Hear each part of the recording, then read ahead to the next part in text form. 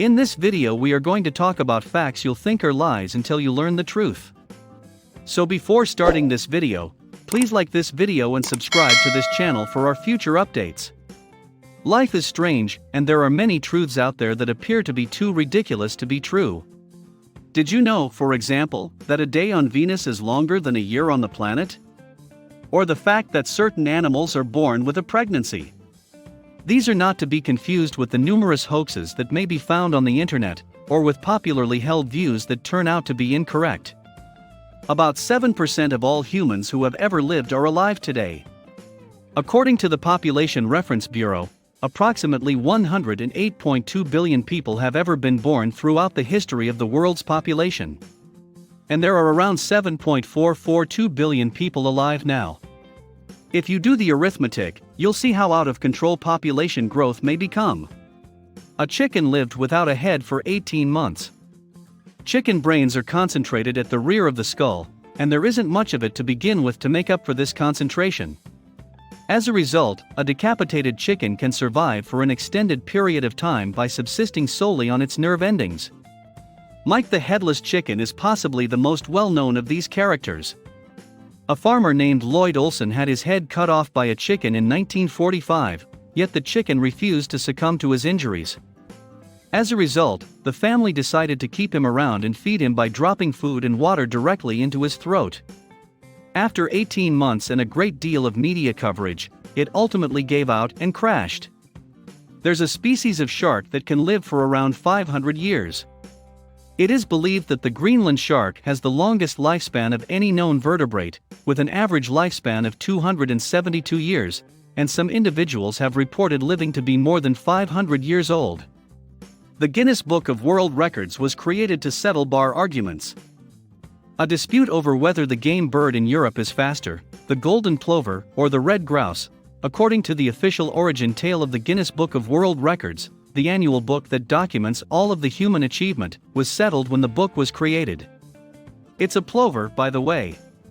Sir Hugh Beaver, the managing director of the Guinness Brewery, was one of those involved in the debate who pointed out that the solution was difficult to come by in reference books. To resolve these kinds of inconsequential disputes, he established the Guinness Book of World Records, which was first published in 1955. Some turkeys can spontaneously impregnate themselves through a process called parthenogenesis. When it comes to birds, asexual reproduction, in which embryos can develop without being fertilized, is extremely rare. It is also possible for plants, invertebrates, and some types of fish to experience this. Human children don't get kneecap bones until they're around 3 years old. As Torak pointed out on Reddit, it takes a long time for youngsters to develop kneecaps and shins. The patella is the name given to that section of the skeleton. It begins as cartilage and then ossifies into bone when a child is about the age of 2. Aphids give birth to other pregnant aphids. Aphids are a common garden insect that can be found in most gardens. And, as Little Beluga Whale points out on Reddit, they're even stranger than they appear. The majority of them are born pregnant and do not require the services of a man. According to the National Library of Medicine in the United States, the majority of aphids are born pregnant and produce only females, with no wastrel males. As though on an assembly line, embryos develop and mature within the mother's ovary in a continuous stream one after another. As if they were Russian dolls, these developing embryos include developing embryos of the third generation that are still in the process of developing. Aphids have a sexual encounter once a year. The weather causes the animal to take on a different form, one in which it produces eggs rather than embryos. Males have also generated asexually in addition to females. The city of Chicago was raised by over a foot during the 1850s and 60s without disrupting daily life. Some areas of the city were under 10 feet of water, while others were under 20 feet.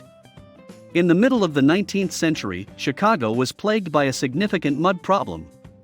Given its proximity to a lakeshore marsh, roads and walkways became engulfed in mud, bringing diseases such as typhoid fever, diarrhea, and even a lethal outbreak of the cholera virus to the surrounding community. A plan was devised by the newly formed Chicago Board of Sewerage Commissioners in 1855, after a number of failed attempts at finding a solution had failed. In the end, they recruited Boston engineer E. Chesbrough, who advised storm sewers, but cautioned that doing so would involve raising the water level of the city.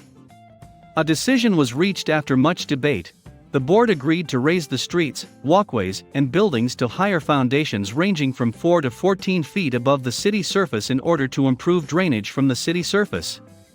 One dealer was persuaded and offered Lustig $20,000 in cash as well as an additional $50,000 to ensure that his bid was the winning one. Lustig accepted the payment.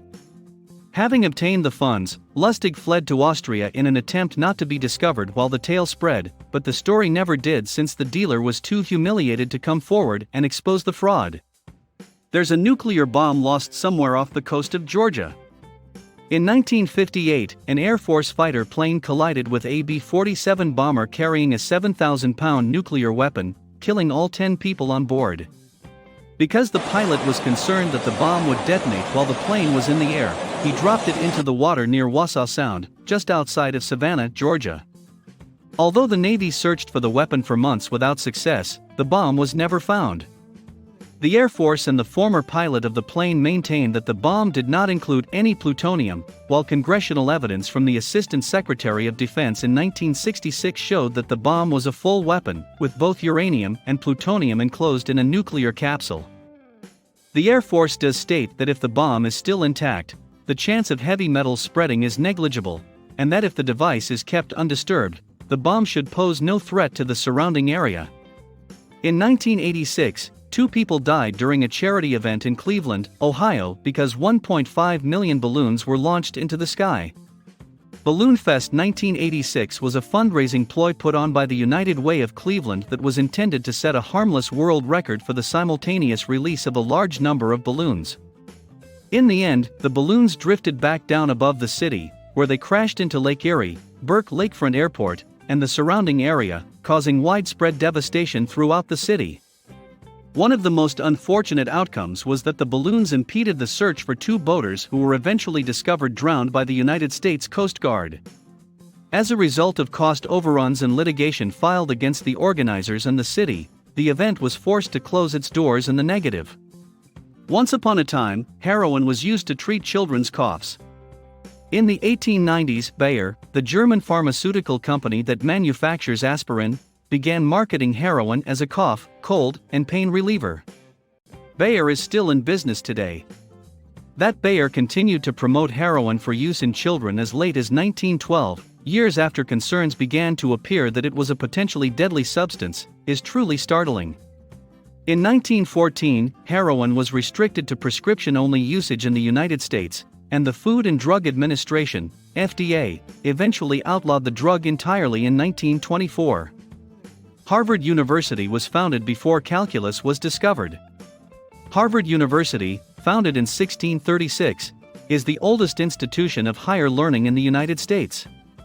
Despite the fact that Gottfried Leibniz's 1684 Nova Methodus and Isaac Newton's 1687 Principia were both published in the same year, calculus was not discovered until about 50 years later, and the countless refinements that followed from subsequent mathematicians.